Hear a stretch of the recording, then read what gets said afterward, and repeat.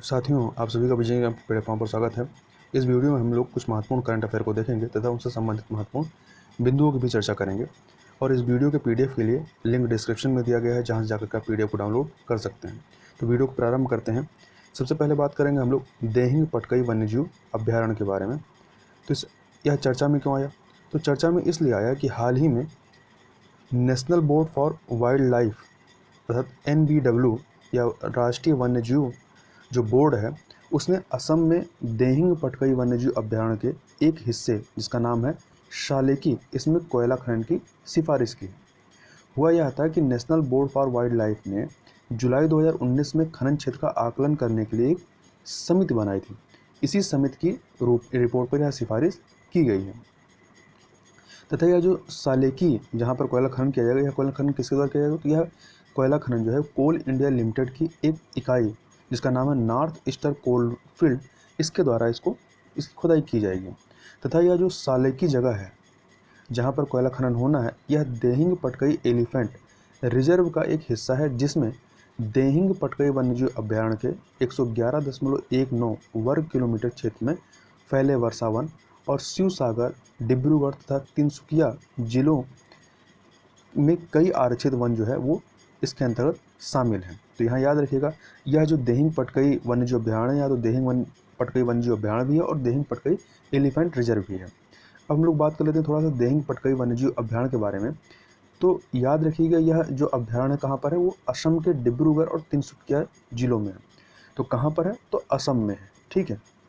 यह असम घाटी के उष्णकटिबंधीय आर्द्र सदाबहार वन का एक हिस्सा है और इससे होकर के ऊपरी दोहिंग नदी जो है वो गुजरती है। तथा असम के जो वर्षा वन है, असम में जो वर्षा वन है वो आपके डिब्रूगढ़, तिनसुकिया और शिवसागर जिलों में फैले हुए, मतलब इस वन्यजीव अभ्यारण्य में भी वर्षा वन फैले हुए हैं। इसके अलावा ये जो वर्षा वन है, इनका विस्तार अरुणाचल प्रदेश में भी है और विस्तृत क्षेत्र और घने जंगलों के कारण इन वनों को अक्सर पूर्व का अमेजन भी कहा जाता है। तथा उल्लेखनीय है कि देहिंग पटकई जो है यह भारत में उष्णकटिबंधीय तराई वर्षा वनों का सबसे बड़ा क्षेत्र है। अब थोड़ा सा national board for wild life NBWL के बारे में देख लेते हैं, जिसने सिफारिश की है कोयला खनन की, या इसको हिंदी में कहते हैं राष्ट्रीय वन्यजीव बोर्ड। तो वन्य जीवन संरक्षण अधिनियम 1972 के तहत वर्ष 2003 में राष्ट्रीय वन्यजीव बोर्ड का गठन किया गया था। और यह जो राष्ट्रीय वन्यजीव बोर्ड है, यह वन पारिस्थितिकी से संबंधित मामलों में सर्वोच्च निकाय के रूप में कार्य करती है। और यह निकाय वन्य जीवन से जुड़े मामलों तथा राष्ट्रीय उद्यानों और अभ्यारण्यों के आसपास निर्माण या अन्य परियोजनाओं की समीक्षा करती है। जैसे यहाँ पर कोयला खनन की जो समीक्षा है, इसके द्वारा की गई है। और सबसे महत्वपूर्ण तथ्य याद रखिएगा कि राष्ट्रीय वन्यजीव बोर्ड की अध्यक्षता किसके द्वारा की जाती है? तो अध्यक्षता जो है वो प्रधानमंत्री के द्वारा की जाती है। अब इसी से मिलता जुलता एक संस्थान है, भारतीय वन्यजीव संस्थान।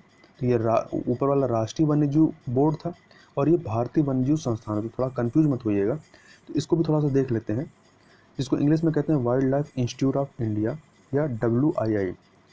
यह जो है यह केंद्रीय पर्यावरण, वन और जलवायु परिवर्तन मंत्रालय के अंतर्गत एक स्वतंत्र निकाय है, जिसका गठन जो है 1982 में किया गया था। और इसका हेडक्वार्टर कहाँ है? तो उत्तराखंड के देहरादून के चंद्रवनी में इसका हेडक्वार्टर स्थित है। यह करता क्या है? तो यह संस्थान जो है यह लुप्तप्राय जीवों, जैव विविधता, वन्य जीव नीति, जैव विकास और जलवायु परिवर्तन जैसे क्षेत्रों में शोध के लिए कार्यक्रमों का संचालन करता है। तो मेनली इसका यह जो संस्थान है आपका भारतीय वन्यजीव संस्थान, यह मेनली रिसर्च का काम करता है। आगे चलते हैं।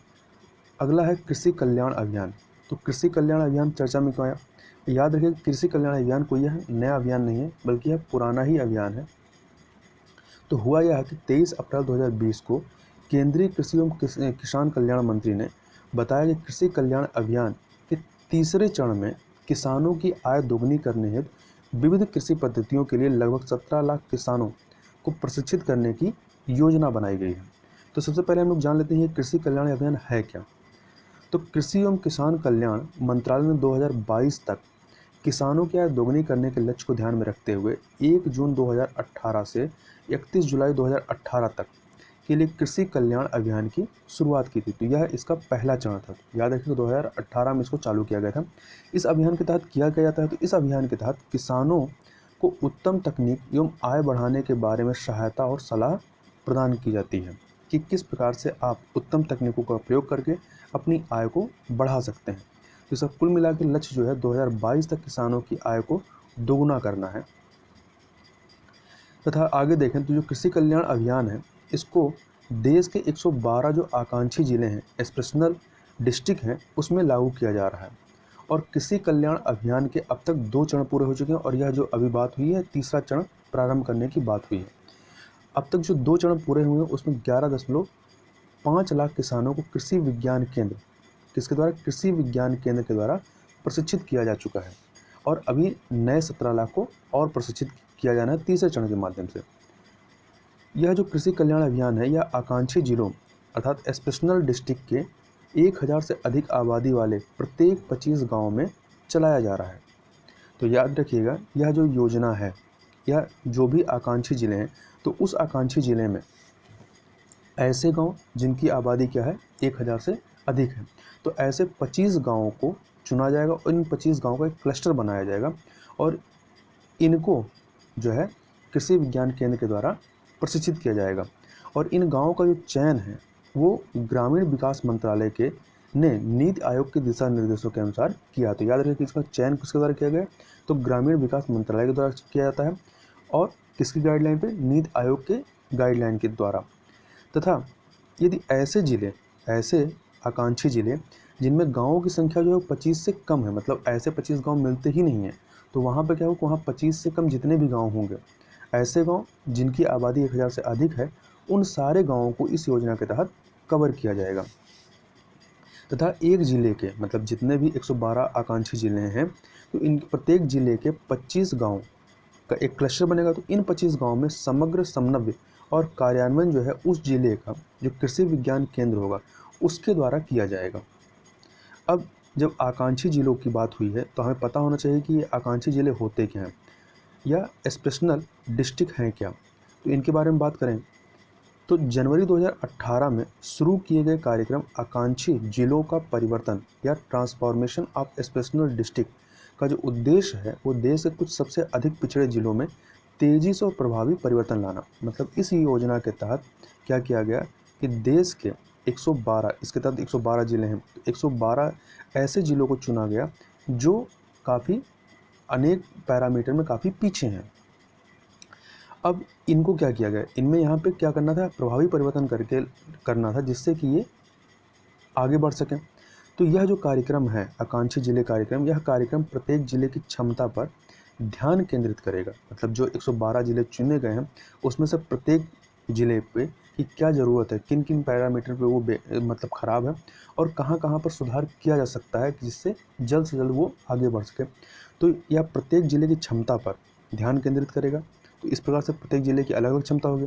तत्काल सुधार के लिए बेहतर परिणाम देने वाले क्षेत्रों की पहचान करेगा। मतलब उस जिले के ऐसे क्षेत्रों की पहचान की जाएगी जहां पर तत्काल सुधार करने से बेहतर परिणाम मिलेंगे तथा उन जिलों की प्रगति को मापेगा।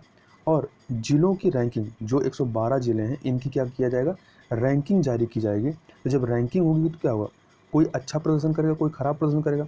तो जो खराब प्रदर्शन करेगा वो अपने में सुधार करने के लिए तत्पर होगा और जो अच्छा प्रदर्शन किया होगा वो अपने जो टॉप रहेगा वो अपने रैंकिंग क्या करेगा, मेंटेन करने का प्रयास करेगा, उसको और सुधारने का प्रयास करेगा।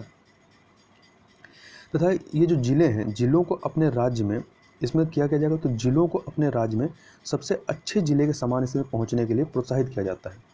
मतलब जिस भी, जैसे यूपी का कोई जिला ये आकांक्षी जिलों के अंतर्गत चुना गया है तो उसमें इस तरीके से काम किया जाएगा कि वो अपने उत्तर प्रदेश का जो सबसे बढ़िया जिला है उसके तरह बनने के लिए प्रोत्साहित हो।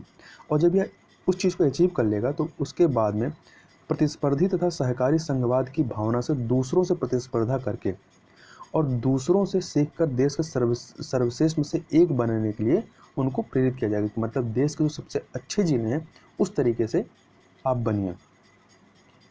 तो ये है आपका आकांक्षी जिला जो कार्यक्रम है। अब बात कर लेते हैं कि यह जो कृषि कल्याण योजना है, यह इसको क्रियान्वित किस द्वारा किया जाएगा, तो कृषि विज्ञान केंद्र के द्वारा ही जो प्रशिक्षण कार्यक्रम किया जाएगा KVK। तो इस कृषि विज्ञान केंद्र को समझ लेते हैं क्या है। तो यह राष्ट्रीय कृषि अनुसंधान प्रणाली का एक अभिन्न हिस्सा है। क्या है, राष्ट्रीय कृषि अनुसंधान प्रणाली का एक अभिन्न हिस्सा है। और जो है KVK अर्थात कृषि विज्ञान केंद्र है योजना को भारतीय कृषि अनुसंधान परिषद ICAR, कृषि शोध एवं शिक्षा विभाग डेयर के तहत 100% केंद्रीय वित्त पोषण के जरिए संचालित किया जा रहा है। तो याद रखिएगा, यह जो कृषि विज्ञान केंद्र है यह पूरी तरीके से क्या है, केंद्र पोषित है, मतलब 100% जो इसकी फंडिंग है वो केंद्र के द्वारा की जा रही है। और अब यह KVK कृषि विज्ञान केंद्र करता क्या है, तो इसकी गतिविधियों में प्रौद्योगिकियों का खेतों में परीक्षण एवं प्रदर्शन करना, मतलब लैब में जो चीज़ें वहाँ पर टेक्नोलॉजी विकसित की जा रही है या जो भी परीक्षण किया जा रहा है उसको लैंड तक लाना, तो लैब टू लैंड तक लाने का प्रयास करना, तथा किसानों एवं विस्तार कर्मियों की क्षमता का विकास करना, कृषि प्रौद्योगिकियों के एक ज्ञान और अनुसंधान केंद्र के रूप में कार्य करना, और किसानों के हित वाले विभिन्न विषयों पर ICT तथा अन्य मीडिया संस्थानों का उपयोग कर कृषि परामर्श जारी करना इसके कामों में शामिल है। आगे चलते हैं, आगे बात कर लेते हैं रिवर्स वैक्सीनोलॉजी। तो यह चर्चा में क्यों है, तो हाल ही में the Tamil Nadu doctor MGR medical university Chennai ने रिवर्स वैक्सीनोलॉजी के माध्यम से SARS-CoV-2 अर्थात कोविड-19 से निपटने के लिए एक संभावित वैक्सीन को विकसित करने का प्रयास किया है। तो इसमें किया क्या जा रहा है, तो इसमें जैव सूचना विज्ञान अर्थात बायो इन्फॉर्मेशन साइंस का उपयोग करते हुए वायरल जीनोम अनुक्रम के साथ काम किया जाता है, जिसके तहत एक सिंथेटिक पॉलीपेप्टाइड की पहचान की गई है जो वायरल जीनोम को क्या कर सकता है, बांध सकता है।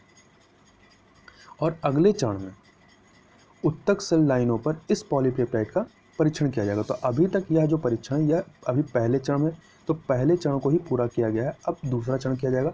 तो दूसरे चरण को पूरा होने में कम से कम 1 वर्ष का वक्त लगेगा। तथा ऐसा नहीं है कि यह जो रिवर्स वैक्सीनोलॉजी है पहली बार किया जा रहा है, तो विश्व में इससे पहले भी रिवर्स वैक्सीनोलॉजी का उपयोग करके मेनिंगोकोल और स्टाफिलोकोकल संक्रमणों के लिए वैक्सीन निर्मित की जा चुकी है। अब हम लोग यहाँ पे बात कर लेते हैं, चूँकि जीनोम अनुक्रमण की बात आई है तो हम लोग पहले जीनोम को समझ लें और फिर उसके बाद जीनोम अनुक्रमण क्या होता है उसको भी समझेंगे। तो जो जीनोम होता है, आणविक जीव विज्ञान और अनुवांशिकी के अनुसार जीन जो होते हैं वो जीवों का अनुवांशिक पदार्थ जेनेटिक मटेरियल होते हैं, जिसके माध्यम से इन जीन के माध्यम से जीवों के जो गुण होते हैं वो एक पीढ़ी से दूसरी पीढ़ी में पहुँचते हैं। तथा किसी भी जीव के जो DNA होते हैं, किसी भी जीव के DNA में विद्यमान समस्त जीनों का जो अनुक्रम होता है उसी को क्या कहते हैं, उसी को जीनोम कहा जाता है। और किसी मनुष्य में जो है वो 1 लाख से लेकर 80,000 तक के क्या होते हैं, जीनोम पाए जाते हैं। और जीनोम के जो अध्ययन को क्या कहते हैं, जीनोमिक्स कहते हैं। याद रखिए, जीनोम के अध्ययन को क्या कहते हैं, जीनोमिक्स कहा जाता है। अब जीनोम अनुक्रमण देख लें क्या है, तो जीनोम अनुक्रमण के तहत DNA अणु के भीतर न्यूक्लियोटाइड के सटीक क्रम का पता लगाया जाता है। मतलब इसमें क्या किया जाता है कि जो DNA अणु होते हैं उसके भीतर न्यूक्लियोटाइड के सटीक क्रम क्या है उसको पता लगाया जाता है। इसके अंदर DNA में मौजूद जो 4 तत्व हैं या जो 4 न्यूक्लियोटाइड हैं, कौन कौन से, एडानिन, गुआनिन, साइटोसिन और थायमिन, इनके क्रम का जो है तब पता लगाया जाता है। इनके क्रम का पता लगाना ही क्या कहलाता है, जीनोम अनुक्रमण कहलाता है। और जीनोम अनुक्रमण विधि से लोगों की बीमारियों का पता लगाकर उनका समय पर इलाज करना, साथ ही आने वाली पीढ़ी को रोगमुक्त करना भी संभव है। अब बात कर लेते हैं mobile biology research and diagnostic laboratory के बारे में, या शॉर्ट में कहें तो MBRDL। तो हुआ क्या है कि भारत के रक्षा मंत्री ने 23 अप्रैल 2020 को वीडियो कॉन्फ्रेंसिंग के जरिए इस लेबोरेटरी का उद्घाटन किया है। अब प्रश्न उठता है इसको बनाया किसने है, तो इस मोबाइल बायोलॉजी रिसर्च लैब का विकास जो है वो DRDO ने हैदराबाद के ESIC हॉस्पिटल और निजी उद्योगों के साथ मिलकर इसको विकसित किया है। और इसको रिकॉर्ड 15 दिन के अंदर बनाया गया है। और यह एक दिन में इसकी जो क्षमता है वो 1000 से लेकर 2000 नमूनों की यह जाँच कर सकता है। तथा यह जो मोबाइल वायरोलॉजी रिसर्च लैब है यह कोविड-19 के निदान और वायरस संवर्धन में ड्रग स्क्रीनिंग हेतु, इसके अलावा प्लाज्मा थेरेपी, टीके के प्रति रोगियों की व्यापक प्रतिरक्षा प्रोफाइलिंग आदि में यह सहायक होगी, मतलब इन सब क्षेत्रों में यह कार्य करने में सहायक होगी। और यह जो लेबोरेटरी है, यह लेबोरेटरी विश्व स्वास्थ्य संगठन WHO और भारतीय आयुर्विज्ञान अनुसंधान परिषद ICMR के जैव सुरक्षा मानकों का अनुपालन करती है, ताकि अंतर्राष्ट्रीय दिशा निर्देशों को पूरा किया जा सके। और यह पहली बार इस तरह का लेबोरेटरी नहीं बनाया गया, इस तरह के पहले MBRDL अर्थात mobile biology research and diagnostic laboratory को ESIC हॉस्पिटल के परामर्श से हैदराबाद के रिसर्च सेंटर इमरत द्वारा विकसित किया गया था। और ये जो लेबोरेटरी इसे देश में कहीं भी स्थापित किया जा सकता है। अब थोड़ा सा ये जो रिसर्च सेंटर इमरत है, इसके बारे में देख लें। तो रिसर्च सेंटर इमरत अर्थात RCI जो है, यह हैदराबाद में स्थित DRDO की एक प्रयोगशाला है। तथा यह प्रयोगशाला करती क्या है, तो यह प्रयोगशाला मिसाइल सिस्टम, गाइडेड हथियार और भारतीय सशस्त्र बलों के लिए उन्नत एवियोनिक्स के अनुसंधान एवं विकास में अहम भूमिका निभाने का कार्य करती है। और इसकी स्थापना जो है डॉक्टर APJ अब्दुल कलाम ने वर्ष 1988 में की थी। तो याद रखिएगा, क्योंकि इसकी स्थापना डॉक्टर अब्दुल कलाम के द्वारा की गई थी। आगे चलते हैं। अगला है विश्व पुस्तक और कॉपीराइट दिवस। तो यह प्रत्येक वर्ष 23 अप्रैल को मनाया जाता है। या इसको world book and copyright day और इसको विश्व पुस्तक दिवस के रूप में भी जाना जाता है। तो पूरा इतना लंबा नाम ना देकर शॉर्ट में इसको विश्व पुस्तक दिवस भी कहा जाता है। इस दिन को मनाए जाने का जो उद्देश्य है वो मानवता, सामाजिक और सांस्कृतिक प्रगति में उत्कृष्ट योगदान देने वाले सभी लेखकों को श्रद्धांजलि अर्पित करना या सम्मान देना है। और इस वर्ष की जो विश्व पुस्तक राजधानी है, याद रखिएगा, वो क्या है, मलेशिया की राजधानी कुआलालंपुर है। क्या है, कुआलालंपुर जो है इस वर्ष की विश्व पुस्तक राजधानी है। थोड़ा और देखें तो हर साल जो होता है यूनेस्को और पुस्तकों के प्रकाशन और पुस्तकों के विक्रेता जो उद्योग हैं, इनका प्रतिनिधित्व करने वाले अन्य अंतर्राष्ट्रीय संगठन जो होते हैं, इनके द्वारा मिल करके विश्व पुस्तक राजधानी का चयन किया जाता है। जैसे कि 2020 के लिए मलेशिया की राजधानी कुआलालंपुर को विश्व पुस्तक राजधानी के रूप में चुना गया। और ये जो राजधानी होती है, ये 23 अप्रैल से लेकर के अगले एक वर्ष तक इस अवधि के लिए इनका चुनाव किया जाता है। मतलब ये एक वर्ष तक विश्व पुस्तक राजधानी रहेंगे। और 2020 का जो नारा है या थीम जो है वह क्या है, तो याद रखिए, KL बाका केयरिंग थ्रू रीडिंग। क्या है, KL बाका केयरिंग थ्रू रीडिंग। अब थोड़ा सा पृष्ठभूमि समझ लेते हैं कि इसको मनाया क्यों जा रहा है। तो इस दिन को मूल रूप से 23 अप्रैल 1995 को पेरिस में आयोजित हुए यूनेस्को की आम बैठक में घोषित किया गया था। मतलब इस दिन को मनाया जाने की घोषणा जो है वो 23 अप्रैल 1995 की गई और तब से इसको प्रत्येक वर्ष मनाया जाता है। इस दिन को यूनेस्को द्वारा अपने समय के कई प्रसिद्ध और जाने माने लेखकों के जन्म दिवस या पुण्यतिथि के रूप में विश्व साहित्य के प्रतीक के तौर पर इसको चुना गया। मतलब उनको श्रद्धांजलि अर्पित करने के लिए इस दिवस को मनाया जाता है। अब बात कर लेते हैं विश्व मलेरिया दिवस के बारे में। तो यह प्रत्येक वर्ष 25 अप्रैल को मनाया जाता है। यह दिन दुनिया भर में मलेरिया के खिलाफ लड़ने के लिए लोगों में जागरूकता फैलाने के लिए इस दिवस को मनाया जाता है। और इस वर्ष का 2020 का जो विषय है उसको याद रखिएगा, थीम जो है उसको याद रखिएगा, zero malaria starts with me. क्या है, zero malaria starts with me. तथा WHO ने मलेरिया को खत्म करने और zero malaria start with me विषय को बढ़ावा देने के लिए RBM के साथ साझेदारी की है। तथा यह जो है, यह राजनीतिक एजेंडे में मलेरिया को सबसे ऊपर रखने के उद्देश्य से ज़मीनी स्तर पर चलाया जाने वाला अभियान है, साथ ही जिसका लक्ष्य संसाधनों को जुटाना तथा समुदायों को मलेरिया के रोकथाम और देखभाल के लिए सशक्त बनाना भी इस अभियान या का उद्देश्य है। अब थोड़ा सा पृष्ठभूमि देख लें तो विश्व मलेरिया दिवस की जो शुरुआत है वो अफ्रीका मलेरिया दिवस के रूप में हुई थी, जिसे पहली बार साल 2008 में मनाया गया। मतलब विश्व मलेरिया दिवस पहली बार 2008 में मनाया गया था। इससे पहले यह अफ्रीका मलेरिया दिवस के रूप में मनाया जाता था।